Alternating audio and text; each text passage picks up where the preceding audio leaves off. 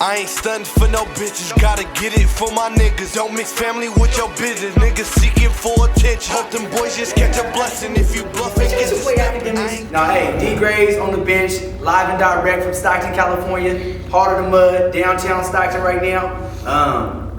On the bench, that's what we're doing. You know, the first podcast, 1-on-1, many more to come.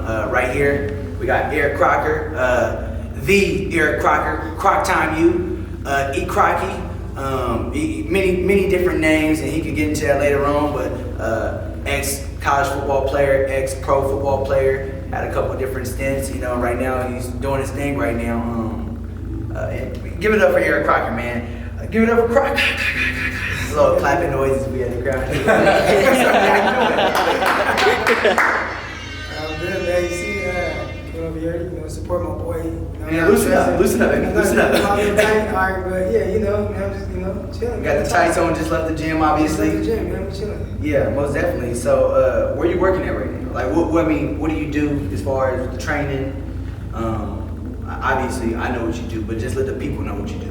Yeah, you know, I work at CrossFit 209, Elevate. You know, we train athletes, and more than anything, you know, we try to be a mentor to a lot of these young kids, you know, coming from Stockton, and just try to teach them the things that, you know, we didn't know growing up. You know, I didn't have my dad around.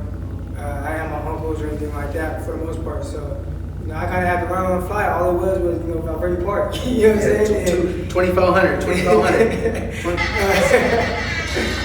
So, you know, just learning, like, trying to figure out how to, you know, find my way through, navigate through it, kind of, okay, I see these, you know, these dudes tripping and getting shot and all this type of stuff. You know, I don't want to live that lifestyle, so I turned more to sports. You know what I'm saying? And I had a lot of ups and downs with that, having a kid at an early age and all that. You know, How old were you?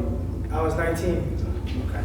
So, you know, just going through all that, various jobs, and then get back into school and being able to go to junior college and you know, get a Division II scholarship. Now, hate to cut you off, but I know your story. But when you had your kid, you took kind of a hiatus, you would say, in a sense, about what? How many years off?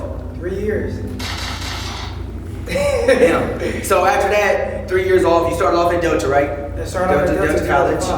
2005, 2005, and then fast forward to 2009 was when I played again my next season at Modesto Junior College. And after that, all conference. Yeah. Went to Arkansas, Monticello. Okay, now take us after that. You did your thing there, or you did coup, or what was First that year I was homesick. You know what I'm saying? That was my first time ever being out of California. You know, it was different. It was like you was either white or you was black. You know what I'm saying? No, it wasn't no Hispanics. Nah, bro. And, you know, I like the Mexicans, I like the Asian girls and stuff. They ain't had none of that, bro. It was just white, black, and then everybody was ugly and stuff. I didn't like it at first. I actually wanted to come home. I had to talk to my brother BJ, and I was like, man, I can't stay out here no more, bro. He told me, man, stick it out, stick through it and stuff, and I'm glad I did, because, you know, it paid off. Most definitely. So fast forward from year 1 to year 2, you did your thing eventually. I mean, I know that. After college, what happened after that? So Tyrone Gross, you know, Stockton legend. Hold on. Let's get it over. Tyrone Gross, Stockton legend. Yeah, Stockton legend. You know, he's my big cousin, man, and he hit me out of nowhere and was like, hey, man, you know how he talks. Hey, man, I might have this opportunity for you to play arena football. And I'm like, cool. Like, you know what I'm saying? I'm coming from a small school, so, you know, I don't know, you feel me? So he was like, you know, I got this opportunity. You might not, I can't guarantee you make the team, but I can give you an opportunity. And me, you know, I'm a hustler, I'm a grinder. That's what we to me, it was like, whatever opportunity, I'm gonna take full advantage of it, and you know what I'm saying, do my thing and prepare for it, and that's what I did. So I got out there, we were in San Antonio, Texas. It was cool. That was my first time kind of. It was Talons or San Antonio Talons. Talons, yeah. That was their first year, right? That was their first year, and I mean, I was pretty much like the only rookie. Well, me, my boy Jerry Brown, RP Jerry Brown. Me and Jerry Brown, we were the only rookies that started that year on the defense or on offense. I was on defense. There was a couple of Stockton dudes out there, right? Man, there were a few, man. Tyrone, he did a great thing, man, giving a lot of Stockton dudes an opportunity. So, you know, D Mays was out there. Shout out to D Mays. Reese Holmes, Jomo Wilson, Stag, you know what I'm saying? Stag legend. Willie Tuatama, Willie. Wesley Mawiya. So, you know, there was a bunch of Stockton dudes out there, man, but, you know, I was able to do my thing, and sure enough, you know, after the season, I ended up getting an opportunity to sign with the New York Jets. Yeah, shout out to Tyrone. The level of everything he just said, and the dudes that he's named, that's unheard of to get that many Stockton teams on a pro team. Shout out to Tyrone, legendary Stockton dude. He's still doing legendary stuff out here, but continue, my bad. Yeah, so and just to touch on what you said, like, you know, legendary.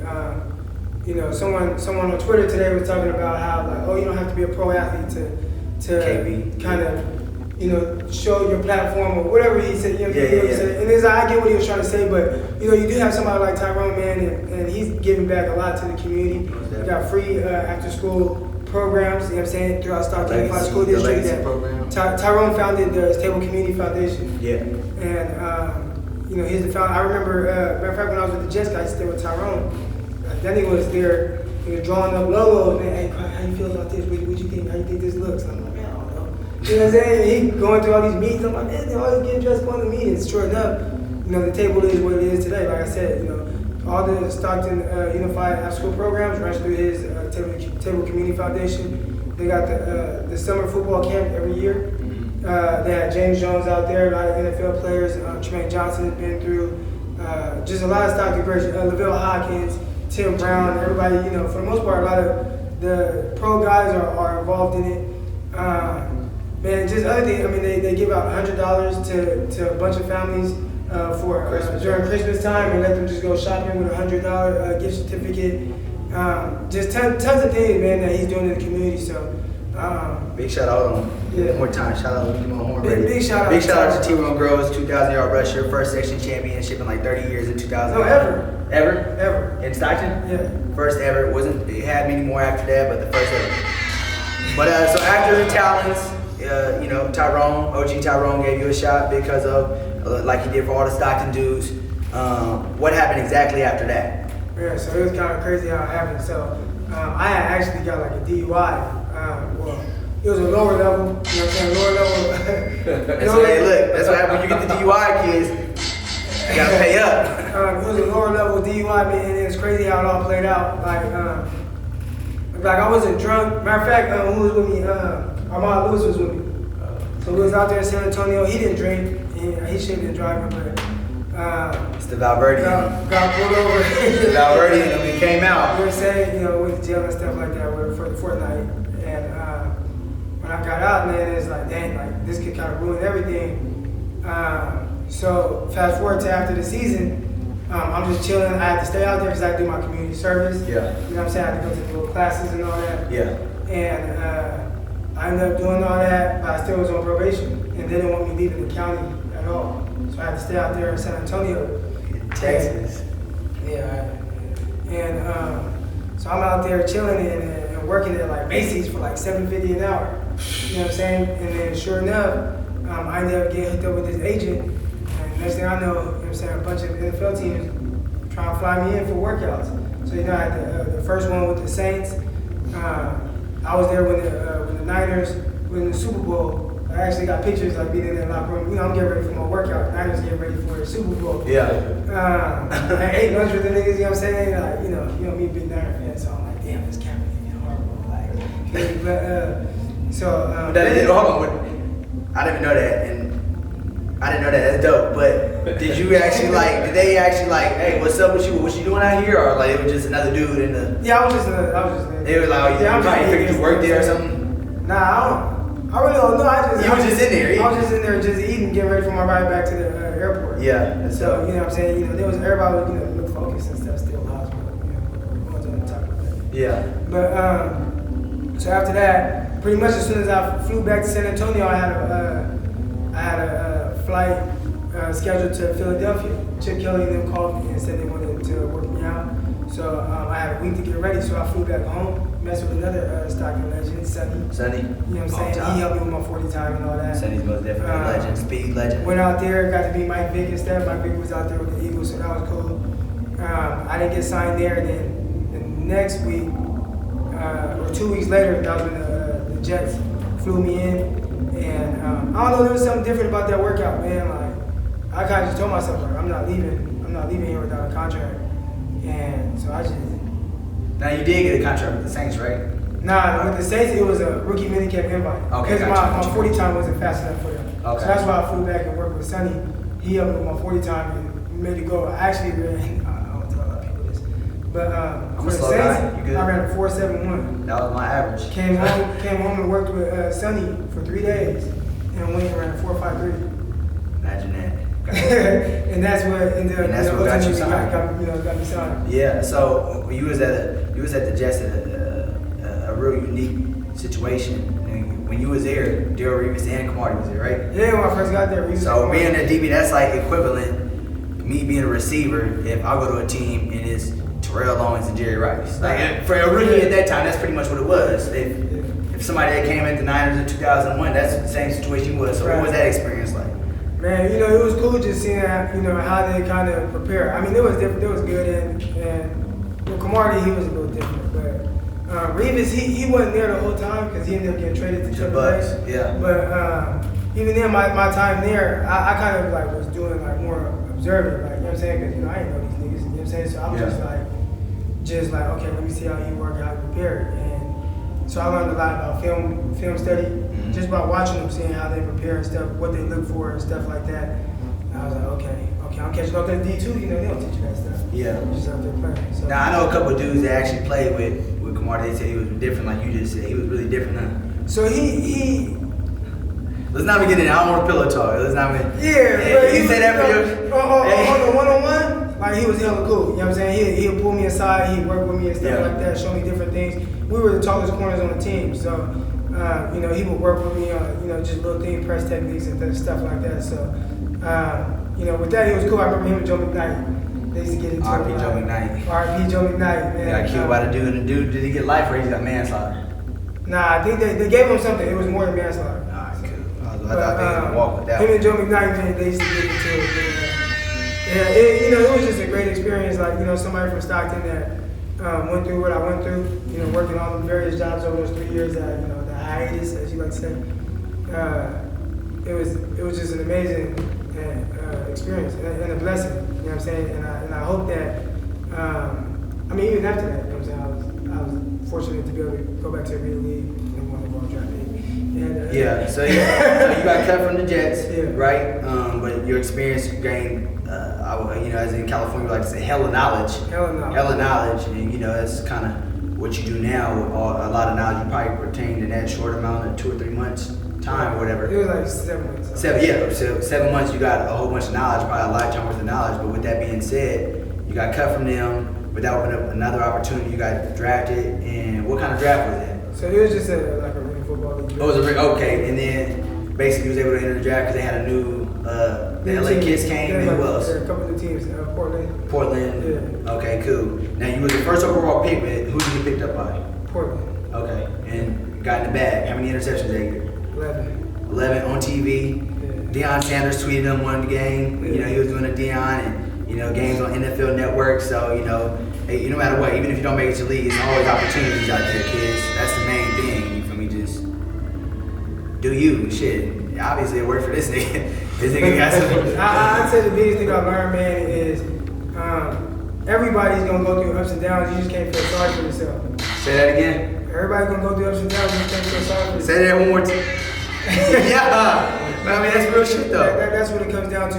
I think a lot of people, when times get hard, they kind of, tuck their tail, between their legs. And me, I say I just grab my necks. You know what I'm saying? Awesome. That's and good. do That's whatever real. I gotta do. You know what I'm saying? So I think that was the difference with me being able to go through what I went through, with, having a kid and being out and going back, having to get straight A's at MJC.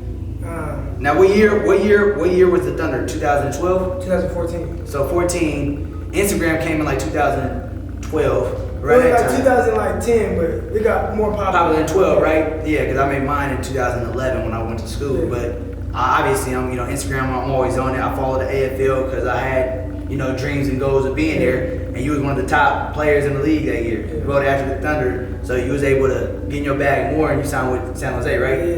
Yeah. I don't know if you can talk about. I know your situation at San Jose, but San Jose, one of probably the best organization in arena football history, and and they took care of my guy. So shout out to what brother? Who owns the team? So down our bed, you know what I'm saying? Well, the fries.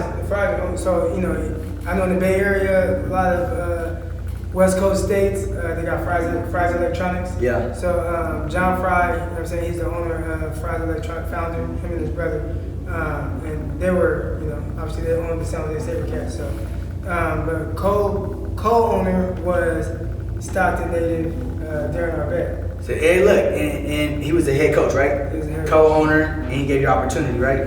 Yeah. Yeah, most definitely. Hey, shout out to everybody from Stockton that gives other Stocktonians out. That's like my favorite shit. When we look out for each other, nobody can beat us. Period. And you know, and same with the music scene. And we're gonna get into that in a little bit. We're gonna get into that a little bit. We got another musical guest here too. Real quick, I do want to talk about like when I got signed with the SaberCats because I think this was something that a lot of kids nowadays have a problem with. You know, like you said, I came off a season where I had 11 interceptions, and everybody, you know what I'm saying, every team in the Arena League, because I was a free agent, everybody calling me, and they talk about how, oh, we want to build our defense around you, and we want you to be the guy, and we're going to do this, you're the guy in the secondary. San Jose SaberCats were the only team to call me and sit me down and say, you did this bad, you did this bad, you need to work on this, you need to work on that, look how you did this, why'd you do that? They ask me questions, I don't even know the answer. Yeah. You know what I'm saying? And it's like, yeah, you made some plays, but look at this is bad. Like, look, this could easily been 7 points going the other way. Yeah. You know what I'm saying? They were the only team that pointed out my flaws, and it made me want to get better. So I actually went, I went to San Jose because I could tell that they were really interested, like, in what was best for me, you know what I'm saying, moving forward. Like, okay, whatever the best football player you want to be, we're going to make you that. And it was hard. Yeah. I mean, there was times where I was just like, man, they don't even like me, you know what I'm saying? But they pushed me, changed up everything that I did, but turned me into a technician. And everything that I teach now to kids, as far as, you know, defensive back goes, I learned from San Jose. Crock time nowhere you. else, you know what I'm saying? Crock time you. So sometimes, you know, people, you gotta get comfortable with the uncomfortable. And that's what it was. I was in a very uncomfortable situation, but it made me the best me that I could ever be. So I appreciate Arbet for that. And we won the championship, and that was the goal. In Stockton. In Stockton. So at the end of the day, it's Stockton versus everybody. StocktonversusEverybody.com. Intermission. That's how we do it. Hey, quick intermission. We gonna edit this shit anyway, so. Muski trying to lead a cut with a group.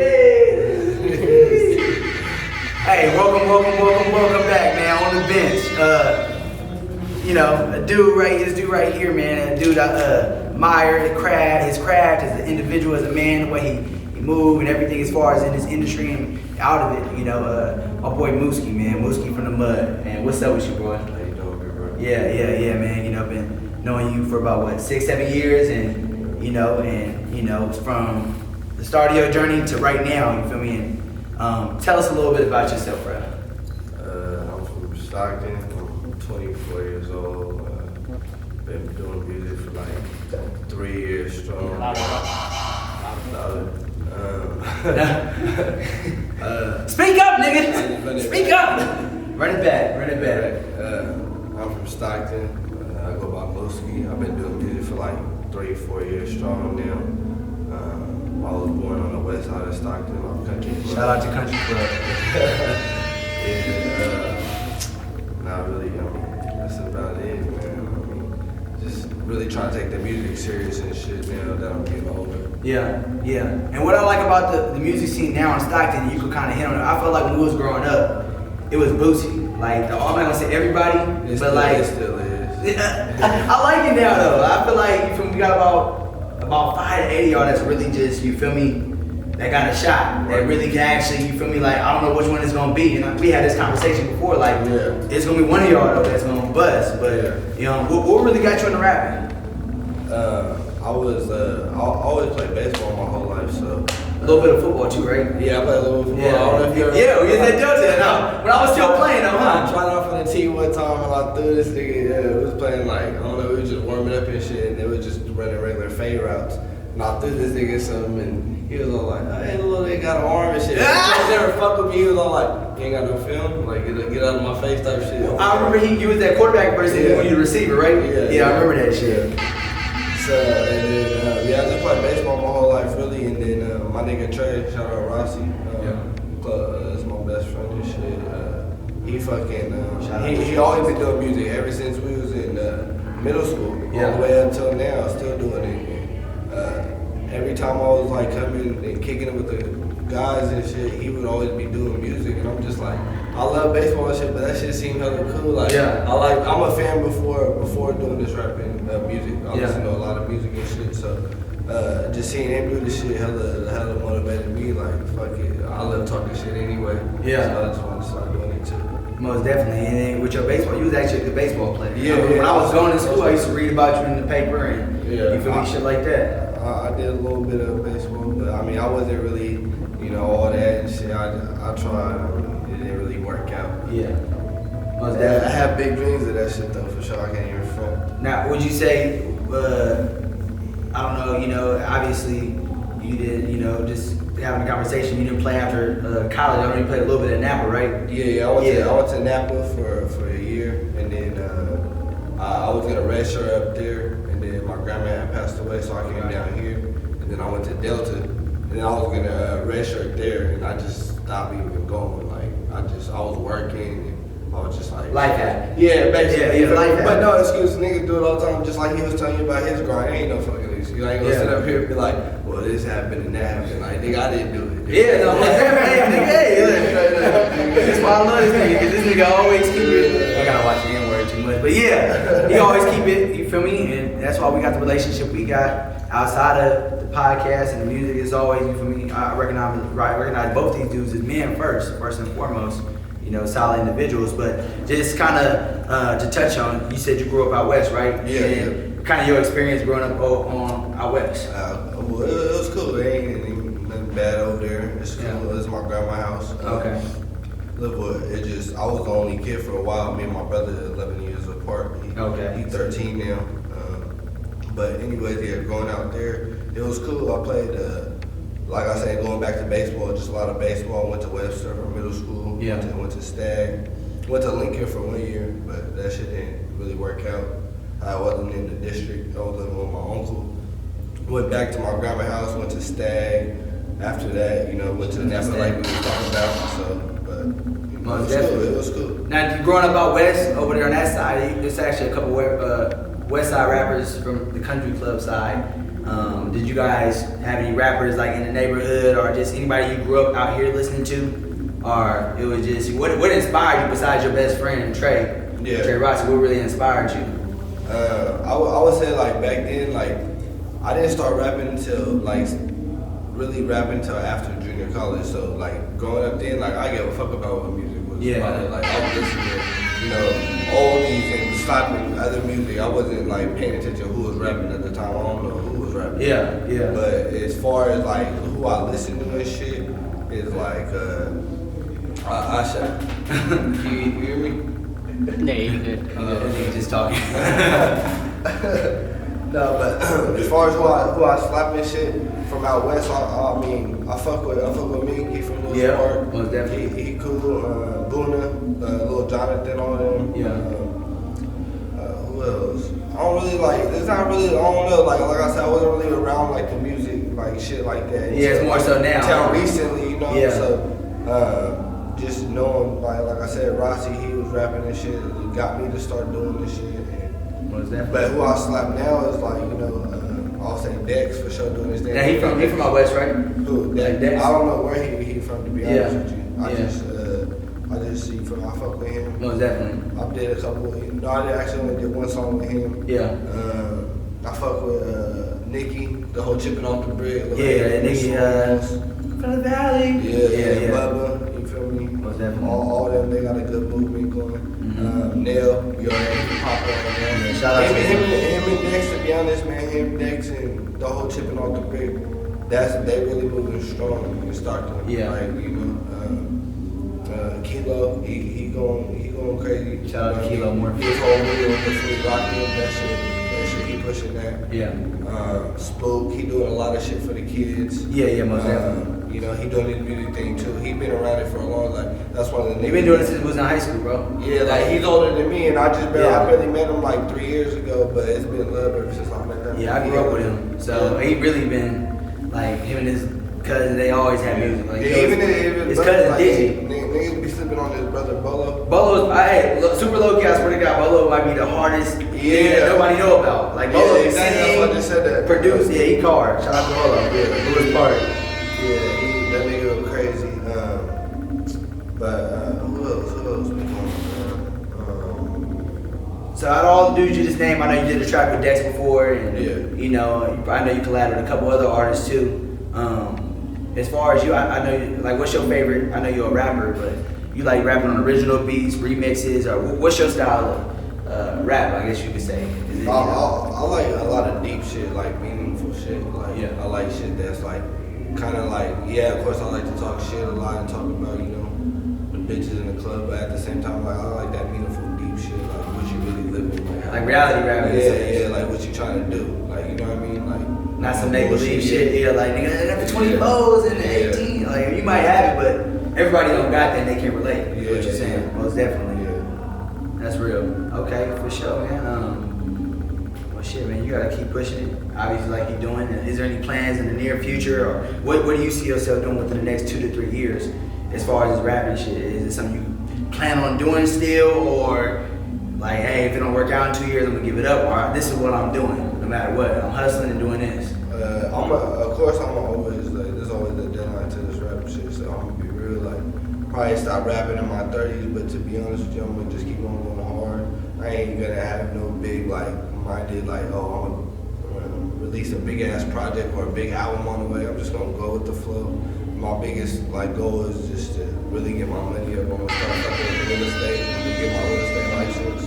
I got one more little test to take. I've been procrastinating that shit for hella long. Yeah. But I'm gonna get that, and you feel me?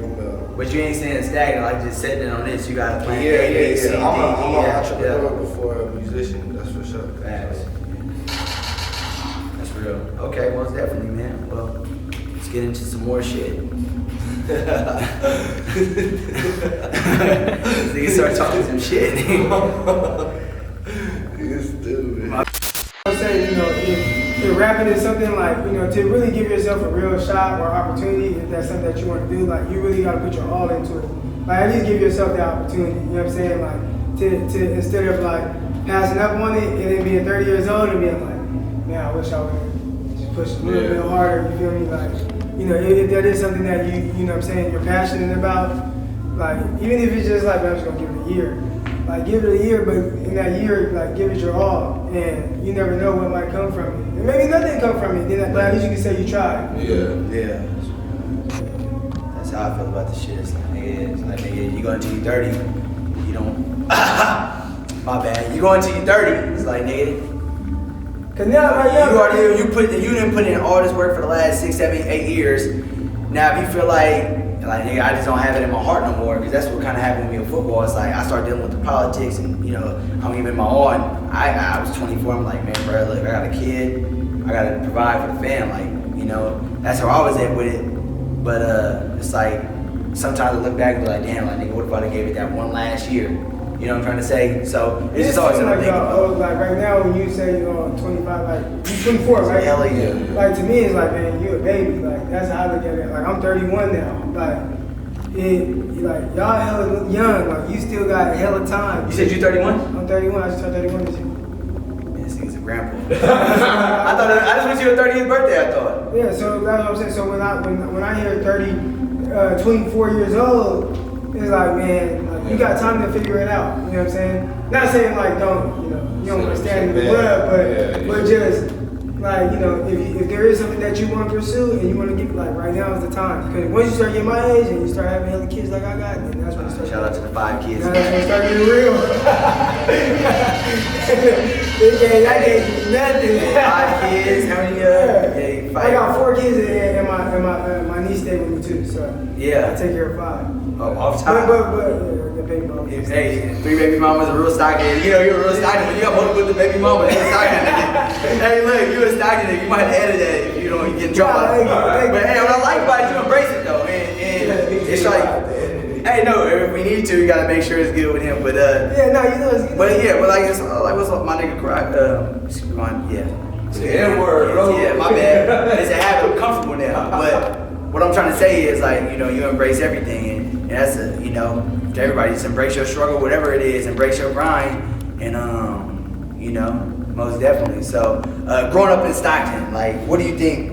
You know, obviously y'all kind of both hit on it. You know, your struggle made you what you are, and your struggle made you what you are too. Just growing up, like, just what was your experience, man? Do you wish you could have grew up somewhere else?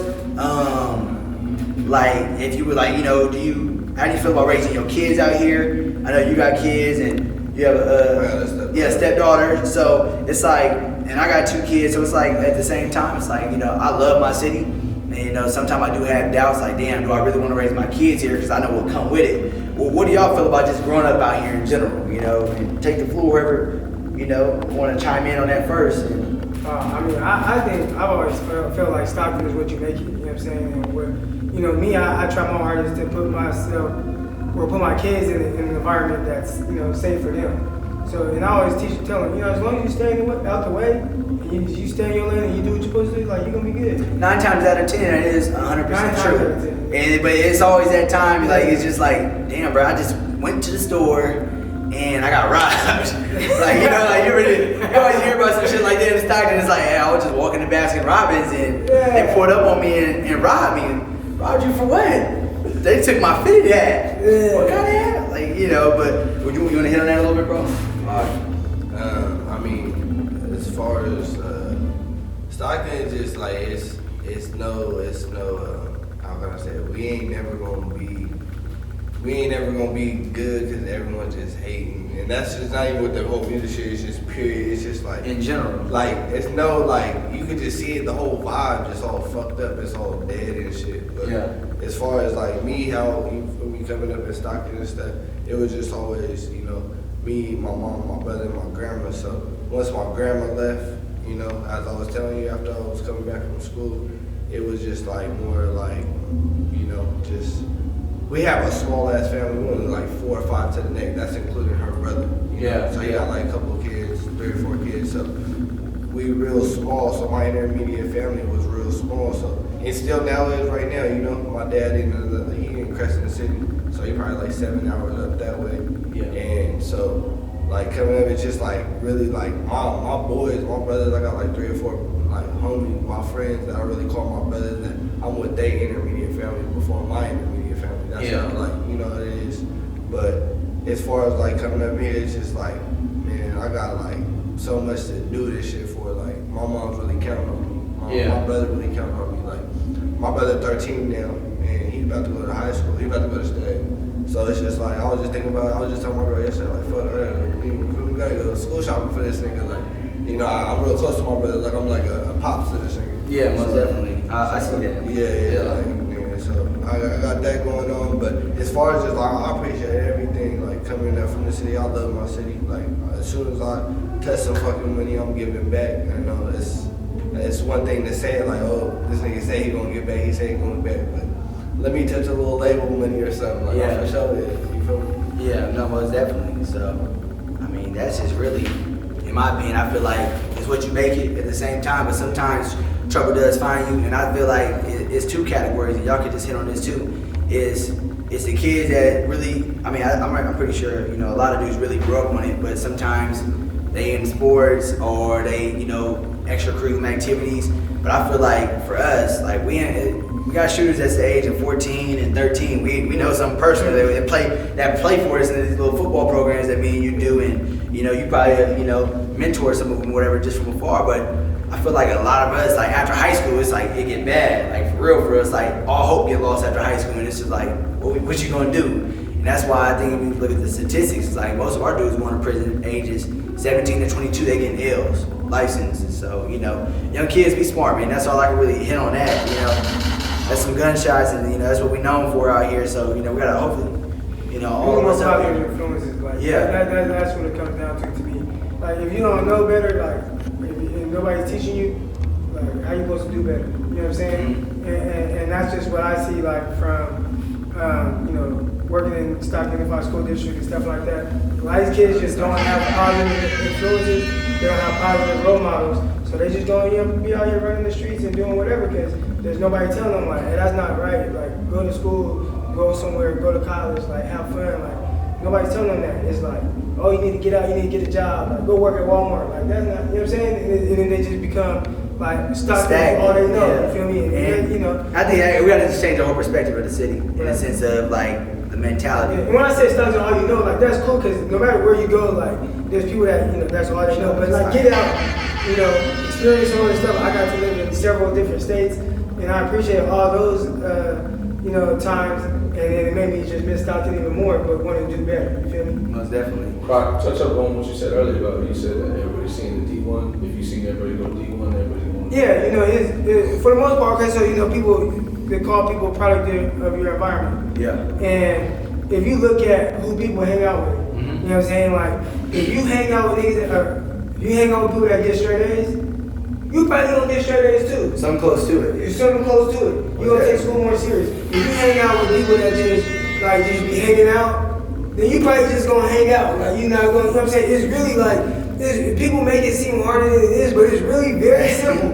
If you hang out with cool, like people that are doing right, you're gonna do right. If you hang out with people doing wrong, you're gonna do wrong. You're gonna get caught up in it. So it's really simple like that. You just gotta figure out, okay, how do I stray away from that? Because you know the people that are doing wrong might be your cousins, your brothers, and it's hard to get away from that. And you can be cool too, like, and that's what I like about like you can be cool. Like it depends, like yeah, kids out there from Stockton. There's some real Stockton dudes out here, some fake ones too. Like I was looking at my experience when I was growing up. Like you know, one of the neighborhoods I grew up in, I tried to get out when I was 13, 14. I pulled out my mom's Beamer and pulled up on them, trying to get out the car and sell dope, you know, and like I'm trying to get on the corner. What you doing out here? You was just in the newspaper last week.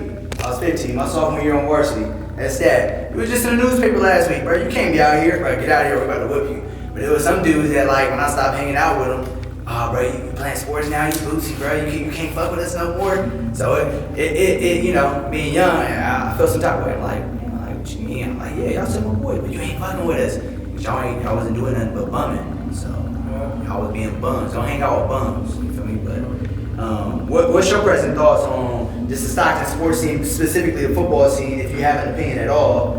Both of y'all. I mean, obviously, I know you got an opinion, but just being on the musical side of stuff, and you know, you're still a resident of Stockton. You keep up with Stockton football, or you know, anything like that? I don't keep up with it, but I'm serious about football. Like I fuck with it. Like, I'm a big Niner fan. But as far as football, last time I watched football was today. Like the last class I can remember. Well, of course I'm 11. Yeah. So, I mean that class is the Wood Brothers. The Wood Brothers. Shout out to the Wood Brothers. Yeah. And then you feel me? Even City was quarterback. Yeah. City was nice. Who's that brother? Lewis. Can't forget Lewis, cornerback. Was Dre on that team? Was Dustin Robertson and everybody. Okay. Fred Shaw. Yeah. Lindsay was on that team? Matthew Hansen was on there. Hansen, okay, yeah. That team was cold. Yeah, but then after I graduated, I heard like, what about Leicester? I heard like Leicester, they had it was the only team in like 8 years to be like St. Mary's or something in the league. It was was it Leicester year?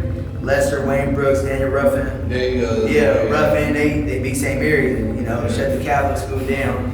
I messed with St. Mary's, I played for the junior round, so I'm not talking mess, but the Stag State boys did do that for sure. And yeah, so what's your present thoughts on the Stockton football scene? You know, you live and direct with the Elevate 7-on-7, Croc Time U training, you know, Wave Cap Crocky, you know, everything. So what's your opinion on it? And just kind of let the people know what you think. I think a lot of kids, I mean, you can attest to this, a lot of kids is fake. Like, they act like they want it, but they really don't. You know what I'm saying? They act like, oh, I'm in my bag, you know, that's what they all say. Well, it's the internet. That's all. It's the internet. I think social media is the biggest We live in the social media stage, and not just for the kids, but just for everybody. Yeah. It's like, you can be whoever you want, you can look like whatever. it's just like when you first go to college, and it's nobody from your hometown, nobody know you. You might have been the squarest dude. That's one thing about college. Like, people get exposed, bro. When you go there, and like back home, I used to whoop people. And their partners go there the next year for school. That nigga ain't like that, man. Hey, look, you be like, no, they be like, they're a whole different person. They get humbled in, but yeah, go ahead. Yeah, you know, a lot of people, man, they act like they want to hit their bag and stuff like that, and then they're not. You know what I'm saying? They're not grinding, they're not hustling, they don't got the grades. Yeah. You know what I'm saying? So, you know, I think Stockton is one of the most talented cities in California. You're not saying a lot, there's a lot of talent in Cali.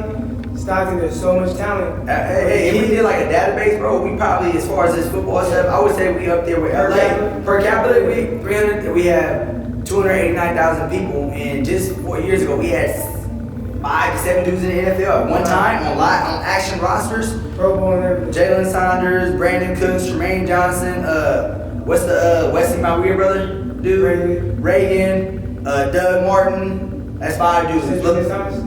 Julius Thomas, LaVille Hall. That's 7 dudes that's in the NFL, and you have a less than a 1% chance to make it to the NFL. But and we have more dudes like, you know, the running back from Lincoln. Yeah. Justin Davis. Yeah, he in there now on the Rams. There were a few more from, like, you know, my class. Quick. But It's getting hot. Okay, Gotcha. Gotcha. Okay. But you know, there's a lot of, you know, people act like they, you know, they act like they want it, but they don't want to do no work, and then when they don't get them out of here, they have to go to junior college. They embarrassed to go to Delta, so they go somewhere else. Yeah, and then they end up coming back anyway. And, you know, they don't got the work ethic. So social media makes it look like there's something that they're not, and then, you know, that's kind of what I think. And it's crazy because when we came up, I mean, you was playing sports too. Like, you could attest to this, and both of y'all. It wasn't a personal trainer in sight, and now we got actually a lot of quality personal trainers where people actually hire us to go work out of the state, out of the city, and we actually get paid for these services. They don't take advantage of them. We plug them too. I got kids that drive to me from way out of town, Patterson, Modesto, Sacramento, and I'm not gonna tell you what I got paid. I got paid a nice little something to LA and Bakersfield, but I mean, it's not about the money, but it's just like take advantage. It's just about, like, once they get here, you know, we be plugging. Like, come work. Just come work. And I'll be like, bro, just come get some work. I love this. Just and come work out. And you know, some will take advantage of it, some, most don't. And that's kind of odd to me, but, you know. Man, so, I mean, we touched on the music scene. Last thing, do you feel like, I know it's a couple dudes buzzing like on a big level right now, you know, as far as views on YouTube, and I don't really pay attention to the SoundCloud views. I'm not on that, but as far as YouTube, I'm on that a lot. I watch that a lot, but do you feel like in the next 5 years, it might be somebody that might just break through that, just pop, real quick, and actually come on the scene, and actually opens the doors for the other people, just by them getting an opportunity? What's your thoughts on that before we close up? Like anybody like that's rapping. Yeah, just anybody that's rapping in Stockton. Like, cause in my opinion, I'm not an expert, but just in my opinion, you know, I feel like it's a couple of dudes, even that don't got the views, that's hella talented. You feel me? Like hella talented, and they actually might have an opportunity to bust on the scene. And it might not be the major label scene, but I feel like if you bust out on the scene, the Bay Area scene, like NorCal scene, you can make a good living off that. You feel me? Like, yeah. So what's your opinion on that? You think somebody can actually make it happen? And, you know, if so, you don't gotta say the name because I already know you kind of gave love and kudos to the other dudes. But what do you think the chances of that happening within the next 5 years? I think we're gonna, to be honest, I think Stockton gonna be on like the next, probably like give it one more year, and I'll say we're gonna be up there because we got a lot of artists that is really like taking it to the extreme, like I was talking about Dex, and the whole chipping off the break. You got the fully rocking. We got, you feel me, myself, my nigga Trey, you know, we got Hometeam shooting the video. Yeah. We got a lot of stuff working. Shout out to Hometeam. It's just a matter of time before shit start really popping off, and we just gotta just stick to it. Ain't no, you know. And you know what I like about it though? Mostly, it's not like everybody sound the same. But when we was growing up, you know, I actually paid attention to, like, you know, just because that's just how my mom and my dad used to have the local partners and, you know, mixtapes, and everybody got their own sound. Yeah. It's like y'all actually rap with y'all personality. Yeah. It's not like I'm not trying to sound like him. It's like, hey, this is me. It's all individuals, and y'all all dope, bro. So I mean, so within the next 1 to 3 years, I know it could be done. So go ahead. So Sacramento's close. You know what I'm saying? Sacramento's close to us. How does somebody like Mozzie get so big to where he's known like throughout all the United States? And Stockton so close to Sac. What would it take for a Stockton rapper to kind of get? Like what did Mozzie do differently maybe what Stockton dudes are doing. What's your opinion on that, you think? I really think, I'm gonna be honest with you, is and no disrespect to Mozzie, but a lot of these motherfuckers, even from Stockton, is just so influenced by what he's talking about. So influenced is like niggas think more of picking up a Glock or a fucking chop is way better than actually like being yourself.